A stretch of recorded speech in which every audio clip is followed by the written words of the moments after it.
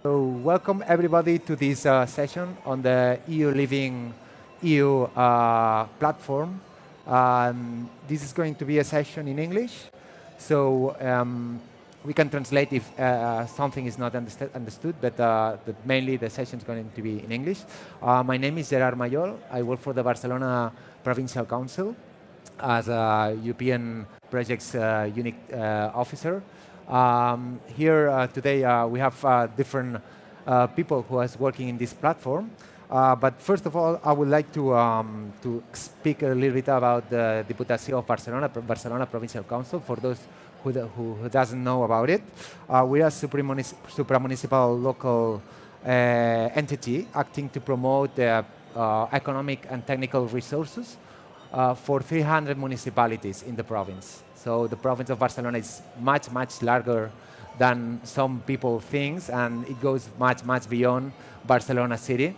So we have a lot of medium-sized cities which are acting as a provider of services in different parts of the territory.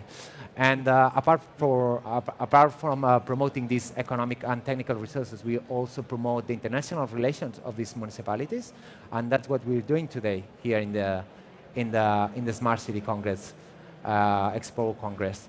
And I would like just to introduce my colleagues here today.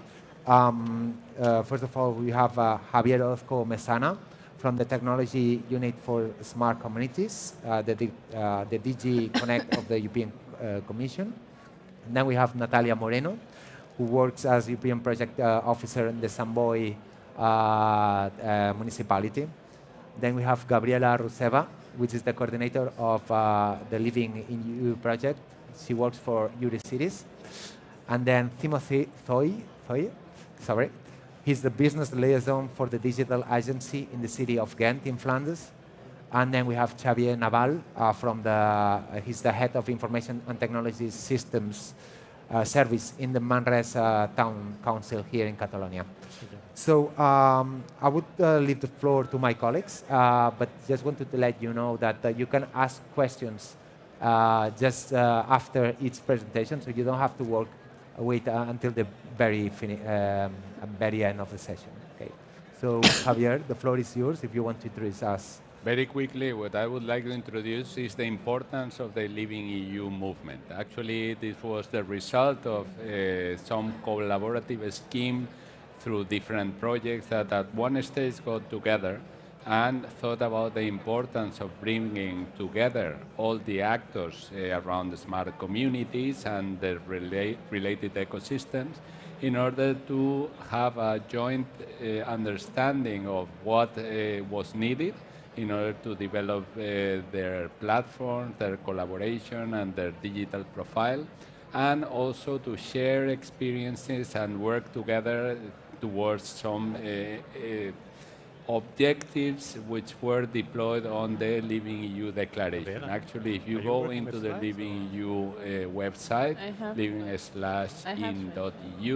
you will see the principles, the joint declaration, and the importance of working together, because this is completely free to anybody, from a supporter or from a more governmental or even industrial or company contribution, who want simply to work together with the community into a specific joint undertakings. The implementation of that work is done through different subgroups that are called in Living-in.eu. Some of the colleagues will introduce in results from the technology subgroup. For example, the MEMS framework is one of the greatest achievements from that subgroup, and also some others which are into the actual monitoring of progress. The topic will be introduced later. Even the joint procurement of things through the collaborative platform that has been implemented lately by DG Grow for the big buyers platform at the EU level. So, all in all, the importance is that it's coordinated by the committee. In this case, Eurocities is now leading the support action towards the development of the governance, the structure, and the first results of the projects, of the subgroups that will come together and make it a reality. For the future, what we envisage is that this collaborative and completely free undertaking for the ecosystem will be incorporated as a support element for consultation from the EDIC, the European Digital Infrastructure Consortium, which right now is beginning to be developed, and we expect that soon next year will become a reality in order to receive digital infrastructure from the European Commission and develop jointly the needs and the requirements of this ecosystem with the support of the European Commission. Thank you very much, Javier. At the moment, there are 160 signatories, right? Do you have any goal? Well, actually, the goal was much higher. Eddie Hartog, our old head of unit, which is now a senator in the Netherlands, expected, what was it, Gabriela, 1,000? If I remember right, well, it was a big number. Let's keep. Well, the ambition is that we have all the municipalities in the European Union, which are more than 85,000. But of course, well, that's a very ambitious goal. But the more, the better. Okay. The important thing is that everybody knows the important information which can be gathered and the results by putting together our best practices. So right now it's a small number, but I hope that with the necessary results, which are beginning to become a reality, will grow into at least 10-20% of the overall community, and from then onwards through the EDIC. Thank you very much. So let's move next with Natàlia Moreno from Sant Boi. You have a presentation, right? So yes. I think that maybe you can take the remote control. I don't know if the...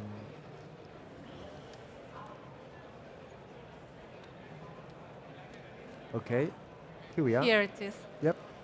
So, thank you. Thank you, Gerard, and the Diputació de Barcelona for having us here today to speak about the Living-in-EU movement. It's a movement that the city of Sant Boi de Llobregat, which is a medium-sized city here in the Barcelona provincial area.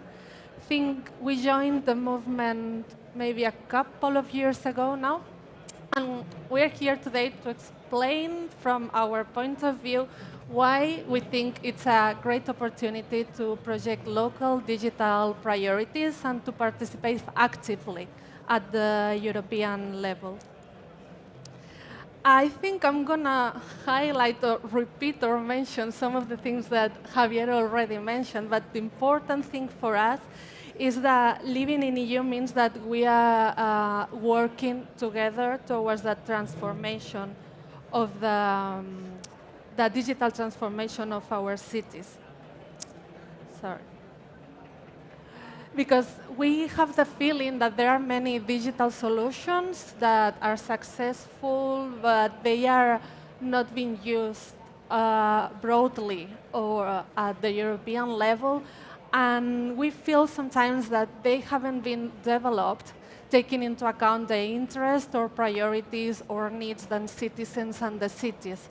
And what I like about this movement is that we are working together, the cities, we are working together to develop digital tools that are useful and taking into account the interest of the cities.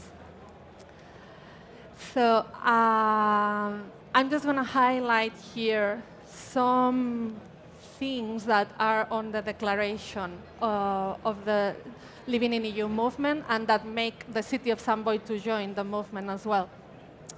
It says that digital solutions underpinned by locally generated data are essential for delivering more informed, innovative, and high-quality services to the public and to business.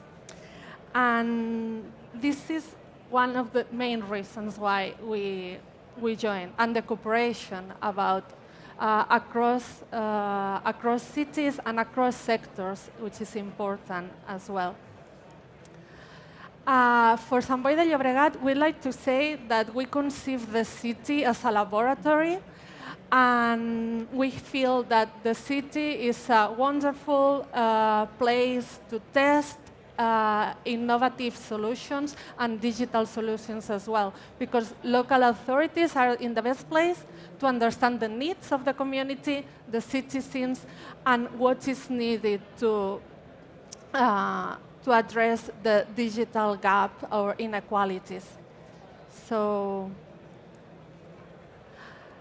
I wanted to take this opportunity as well because I know that Gabriela will speak about the different working groups under the Living-in.eu movement. But there is another advisory body, which is the Major Digital Assembly, and the Mayor of Sant Boi de Llobregat, Lluís Amoret, who is also president of Diputació de Barcelona, is honored to co-chair with Sepo Mata, the mayor of the city of Ulu. And both will co-chair this Major Digital Assembly, which is the political advisory body, which provides a strategic orientation to the movement. And they both presented in June 2023 the first assembly, and there they highlighted the importance of the digital transformation of our cities with a human-centered approach, which is important, and as well under these orientations that were launched during the assembly, we launched, or the Living-in.eu movement launched a consultation in summer as well to gather which are these priorities on digital transformation for the cities in Europe. And as a result of this consultation, tomorrow, at the multi-level governance for smart cities and community sessions, they will launch the key priorities that have been identified across Europe. So you are all welcome to join us tomorrow as well, if you want to know more. Just to conclude, if you would like to join the movement, if there is any city representative here today, we have some copies of the declaration, and we will have some as well tomorrow during the session. If you are happy to join us, the movement, we will be happy to provide you with a copy. So thank you. Thank you very much, Natàlia.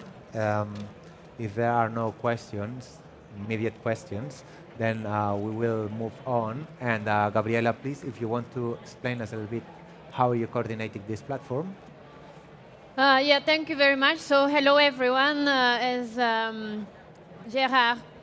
Oh, Gerard, yes, Gerard. well, whatever. Said, I'm Gabriela. I work for Eurocities as the project coordinator for the Living-in.eu movement, which is a project for the last 1 year, but it exists since almost 4.5 years. It started as a bottom-up initiative by cities and for cities. And well, it's nice that it's not my job today to introduce the movement. It has been already introduced by Natàlia, and I think it's great because Sant Boi de Llobregat is a very active ambassador, and we are very happy to have such an active city here in Catalonia, also getting on board other fellow cities. Well, I would still like to speak about the movement, as I usually do, and to get a little bit more in the details of the working groups, or as we call them, subgroups. But subgroups, I find it's a very technical term. So essentially, these are the formats around which we work on specific aspects of digital transformation. Once your city or region, actually, because this is a multi-level governance movement, has joined the initiative and your political representative has signed the declaration Join, Boost, Sustain, the experts from the city, so the city officials, can take part in the 5 working groups that we have and collaborate with peers from other cities, such as people from the more technical units, but also from more strategic or legal units, or even people responsible for funding and fundraising. That's very easy. You just need to join our platform and select the working groups in which you are interested. We have 5 working groups and they correspond to the 5 commitments, political commitments, that are in the Joint Boost Sustain Declaration. So the 5 areas in which cities commit themselves to cooperate together at the EU level. And they are related to education and capacity building, and this is mostly referring to building the capacity of city administration for topics such as AI, big data, digital transformation in general. A legal subgroup or working group where we are tackling the legal aspects and compliance, for example, with European legislation in the area. I mean, the digital single market is being heavily regulated, and there are a number of legislative acts already approved or being discussed, such as the Data Act, the Data Governance Act, that have a very direct impact on the way that public authorities work with data or with AI or with other type of technology. So we try to bring those, to translate them together with the legal experts to help cities to understand what's the relevance. Then we work around financial issues, talking about joint investment plans and how to leverage resources from different public and private funding, from local through regional, national, and European level, because usually there is a way to actually combine this funding to fund the large-scale projects. And we are also talking here about this new instrument that Javier mentioned, which has a huge potential for funding transnational, multi-country projects on the digital, local digital twin technology. Then we are working around monitoring and measuring as well, talking about how cities can measure the level of their digital maturity, what we call, basically where they are in their digital transformation journey. Are they more starting? Are they somewhere in the middle, or are they more advanced? And then also compare with peers, with cities of similar size or in a similar geographical area. And then we also talk about the technical aspects, which are the basis of actually ensuring interoperability between digital solutions and ensuring a democratic European market that is independent from specific, let's say, providers and vendor lock-in. So these are the broad topics which correspond, again, as I said, to the 5 commitments of this declaration.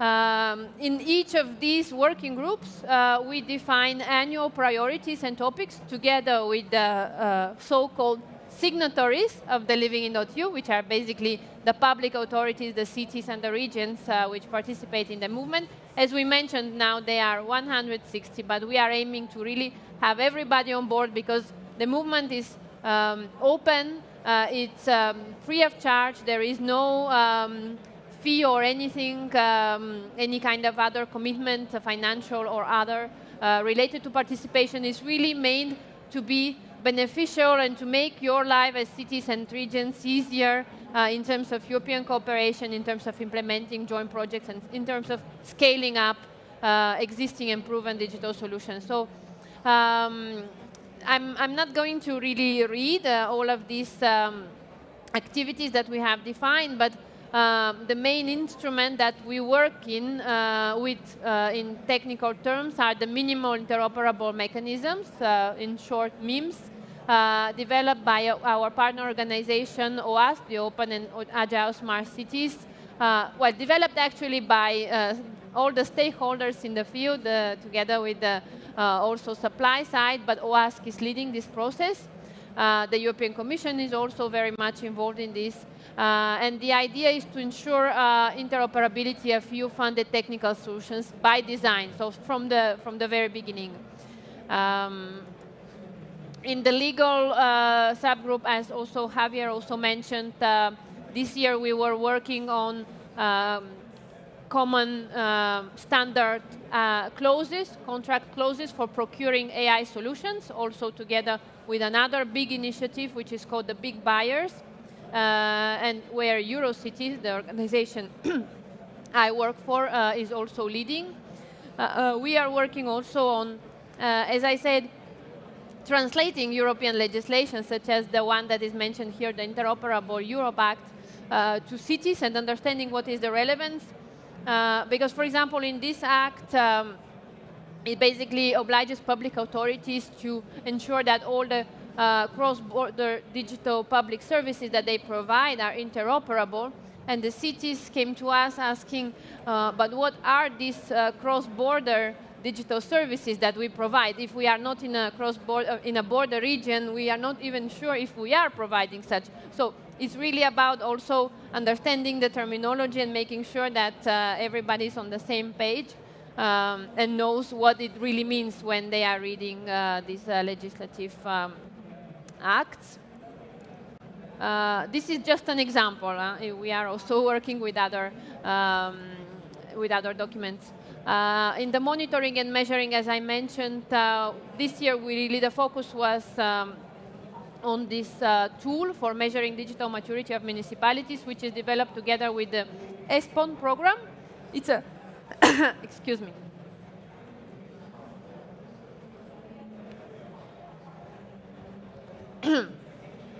It's a program of the European Union which basically develops research on urban policies and urban matters. I'm very sorry. If I cannot continue, maybe I will pass the floor. I'm almost finished, almost there. And we will provide more information this afternoon in the RESI booth, in the booth of the Spanish network of smart cities. And yeah, you will be welcome to try out the tool. And then in the financial group, we are supporting cities with concrete funding instruments, but also, I'm sorry, I'm not sure I can continue. Okay, Gabriela. I will pass the floor to Timo. Okay. But I'm also almost finished. Okay. Thank you. Okay. Thank you for the effort. Apologies. Thank you for the effort, Gabriela. Anyways, we'll be back to you if there are questions, so don't worry. So let's go with... Because I tend to go all the Okay. time. Let's give the floor to Timo Thoye from the Ghent city, Ghent municipality. So the floor is yours, Timo. Thank you. Yep. Thank you for having me. Can you hear me? Okay, good. So Gabriela, thank you for introducing Lordimas. I'm here to present the Lordimas tool, but I don't know, is any one of you familiar with Lordimas? No? Because I don't have a slide explaining what it is, I'm sorry. So maybe to go, it's a kind of a self-assessment tool. It's a self-assessment tool to check as a local authority where you are in terms of digital maturity. So, but we in the city of Ghent, we were beta testers for this tool, so we contributed a little bit to the assessment and the survey. But I want to share with you the experiences we have in this kind of development of assessment tools, right? So Ghent is a mid-sized city in Flanders, and I work for the IT agency of the city. This is all you need to know. I'm also related to OASC, Open and Agile Smart Cities, who is very involved in Living-in.eu and in the technical working subgroup, I should say subgroup as well. But anyway, I'm here today as just a civil servant for Ghent. I have a background in computer science, but basically I don't do anything technical anymore these days. It's more like project management, and yeah, I'm a big open source and open data enthusiast, so it's something I would like to say. So I'm really looking for the impact of our digital transformation projects within the city. So this is very boring, but I want to share with you anyway. I used to be responsible for the ICT budget. So the first few bullets, the first three, are the way we used to calculate the value of an IT project and whether or not we should do it, depending on the cost. And so we had basically three parameters we wanted to measure. It's either, is the project urgent or important? Does it create value, both internally, but mostly the focus was internally, to be honest. It's mostly, would it make civil servants' life easier? And then lastly, we considered, does it align with our policy priorities, which are here, digital inclusion, data as enabler, innovation, and smart and efficient city. But I can tell you that almost all the time, the first bullet point here was the most important one. So basically, a service has a problem, they need an IT project. Is it urgent and or important? They say, yeah, yes, of course. They lobby their decision makers, and yeah, we as an IT company, we have to do it. So we never really got to, does it align with policy priorities at all?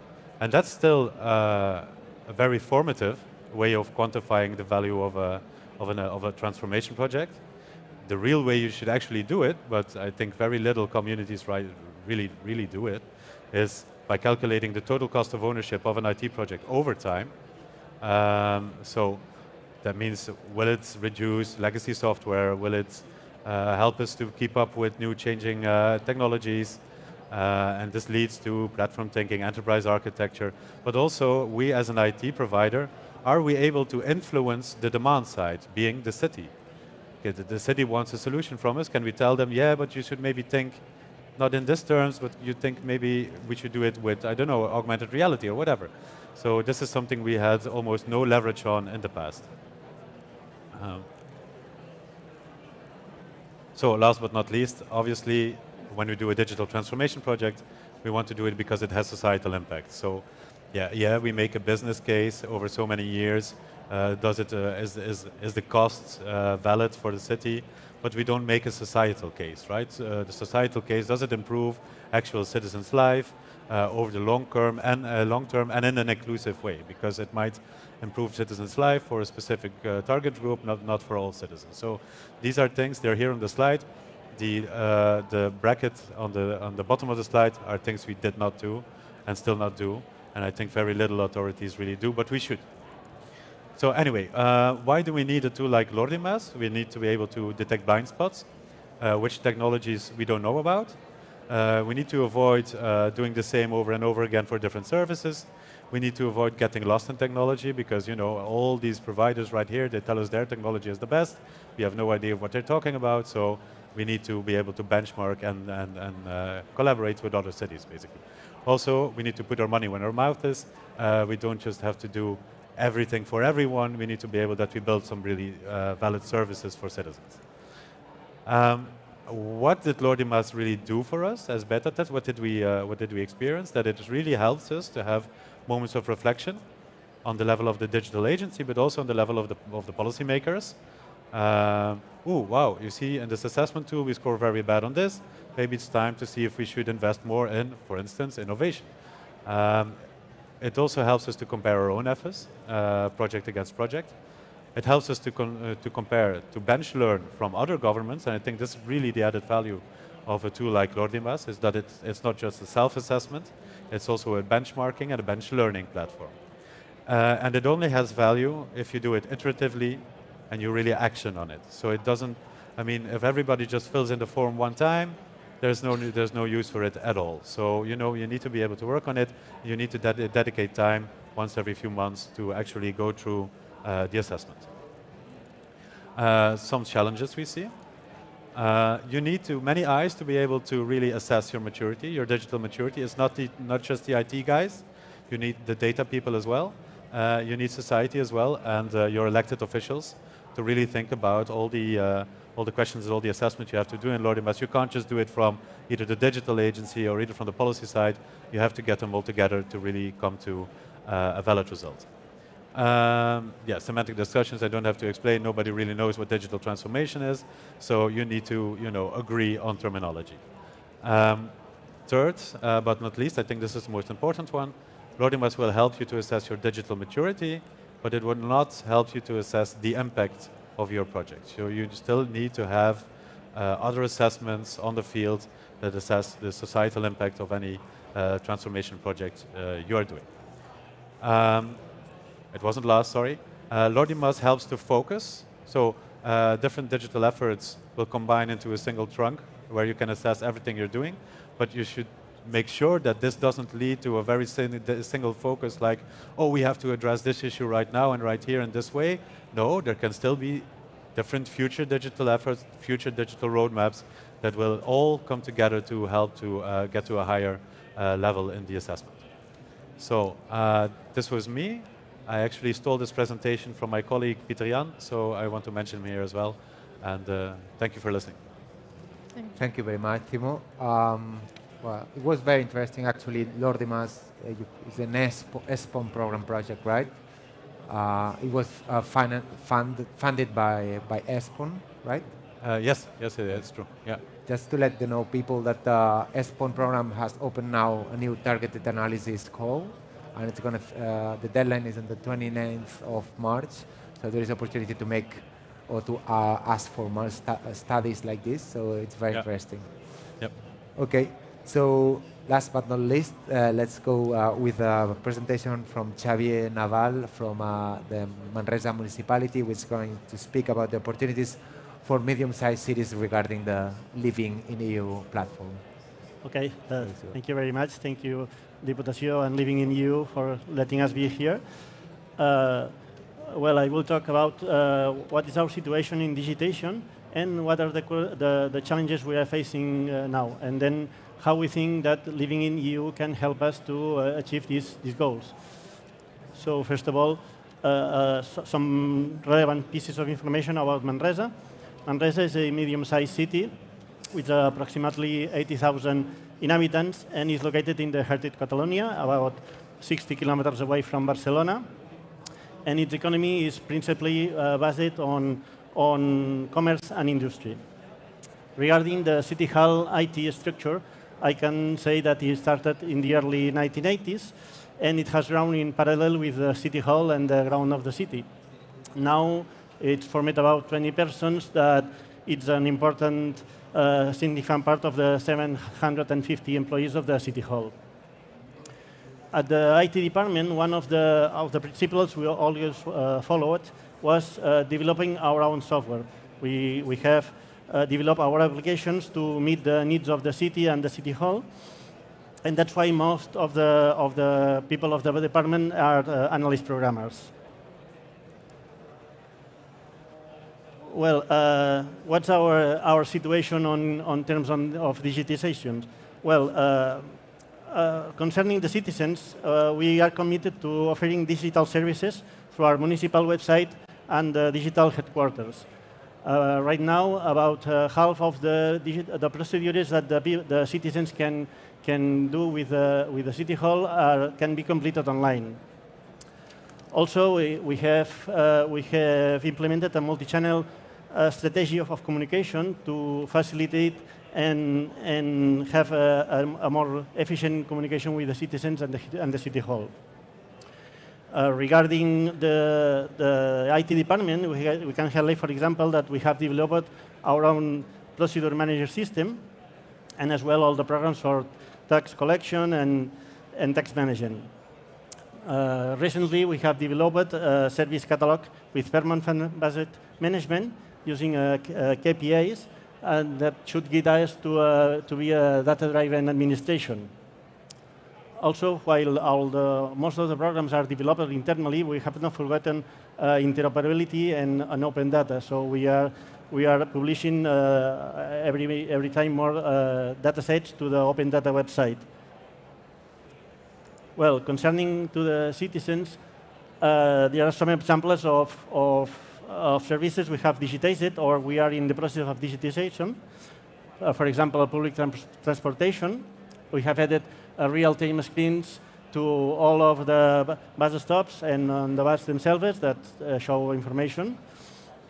We are in process of digitization of the waste collection using smart containers and an app that the users can monitor the usage, and in the future we can make payments based on this usage. Also, we are now digitizing the tourism promotion.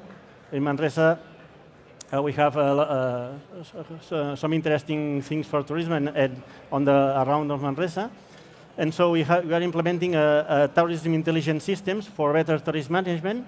And also we are creating a tourism platform where visitors can find all the city's offerments, and that is with virtual and augmented reality concepts. And what are the challenges we are facing? Well, for the citizens, we need to engage the citizens to act with the City Hall in a digital manner. So we need to simplify the administrative procedures without compromising the legal safeguards to make them more accessible to citizens. Also, we have to increase the number of procedures that can be done on an online matter. And we are increasing, well, as I said, the number of datasets published on the Open Data website. Also, we are operating on every time more interoperabilities with other entities to facilitate citizens' interactions with the administration. Looking internally, we also face some important challenges too. Perhaps the strongest one is to increase the digital skills of our employees to minimize the resistance to change when implementing new technologies. Also, as the applications are developed internally, keeping up to date these applications and adapting them to the latest technologies like artificial intelligence is an important challenge for us. And what we think that Living-in.eu can help us? Well, we think that it plays a key role in our digital transition and in various facts. As Gabriela said, for example, it can assist us in training the municipal staff and also the citizens to enhance these digital skills. Also, the sharing experiences and knowledge with other citizens, with the working groups or the repositories of best practices and solutions.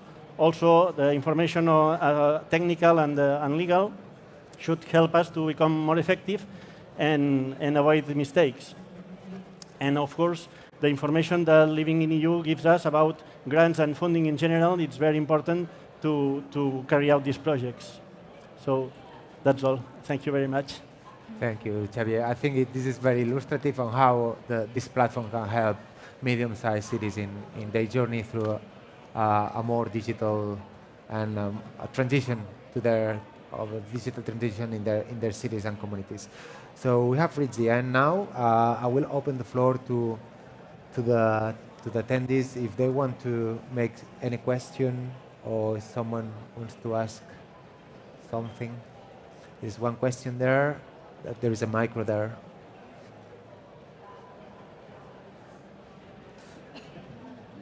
Just a moment. Hi. My name is Monica Nagore. I work with cities and other organizations implementing different types of innovation, social innovation projects. So personally, I was involved in a digital transformation in a regional authority, Menorca, the council, many years ago.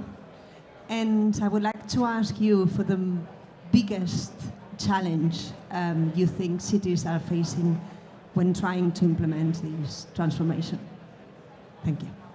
So which is the biggest challenge cities are facing regarding this digital transformation? Anyone? Gabriela? I don't know. Yeah, is my mic on? Yeah. Okay. Yeah, it's on. Okay, yeah, maybe I go first because we have more the bigger picture, right? We see more from a bird's view. I hope I'm able to finish my answer. The different challenges and also the challenges that cities are sharing. So the biggest one is, well, cities have a lot of good practices, but the biggest one is to, I'm sorry, this is ridiculous. Okay, maybe to provide the conditions to actually upscale those practices on a larger scale. And one of the conditions is this interoperability. And also interoperability not only in technical terms, but also in semantic, organizational, cultural terms. I mean, in all these different aspects. And there is a very interesting work commissioned by DigiConnect on this, understanding the challenges of interoperability that cities are facing in implementing data platforms and data spaces and local digital twins, which contains a lot of interesting insights. Yeah, that's a very good idea. Yeah. Sorry, the first time happens to me. Anyone else wants to answer? Clear? Well, I think that citizens not always have a good sense on the city administration, and we think we have to work into a way that it has to be very easy for the citizens to connect with administrations. Okay, we are a tax collector, so that's not a thing that is always good, well seen, but we have to facilitate this and do it in a way that we have to be proactive to give services so the people have the sense that we are working for them. Thank you. Maybe if I can, I can add, I think we always say the problem is money, we need more money, but that's not true. I mean, we need to be able to prove to our elected officials that it's important to do a digital transformation project, and if we can really prove the impact and assess it along the way, in line with like what I said in the presentation, then we will have the money. You know, it's just being able to kind of assess and prove the actual value it will create over time. That's a big challenge. I think in Sant Boi, perhaps Carmen would be better to explain, but we had some conversation earlier, and she's always as well speaking about the importance of having data. The big challenge is to transform the city to be a data-driven city, but because this way, we will be able to provide public services and opportunities that are tailored to the needs of the citizens. So it's a big challenge nowadays to gather like accurate data, the data which it's a good quality, and how to process this data to be able to provide these services. And we speak about as well simplify the language, because local authorities use as well very bureaucracy, and on digital transformation it's important to be that local authorities are able as well to simplify all these processes as well. And from the Commission, what we are trying to do is to support these joint undertakings by providing the tools, providing the elements and the opportunities like this one, thanks to the Diputació de Barcelona, to contribute and to share the experiences, because that's the best way of moving forward. Of course. Thank you. Is there any other questions, maybe? You okay? Okay, just had one final question that maybe you could all answer. We can see here that we have Manresa, we have Ghent, we have Sant Boi. There is other medium-sized cities like Ulu that is part of this platform as well.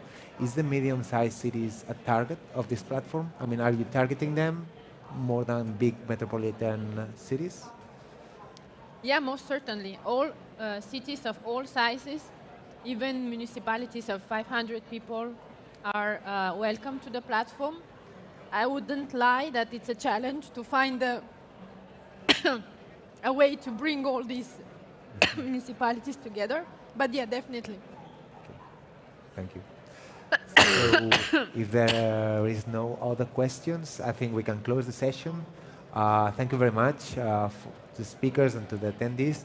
I think it was a very useful session, and I hope you can enjoy the rest of the Congress. Thank you very much.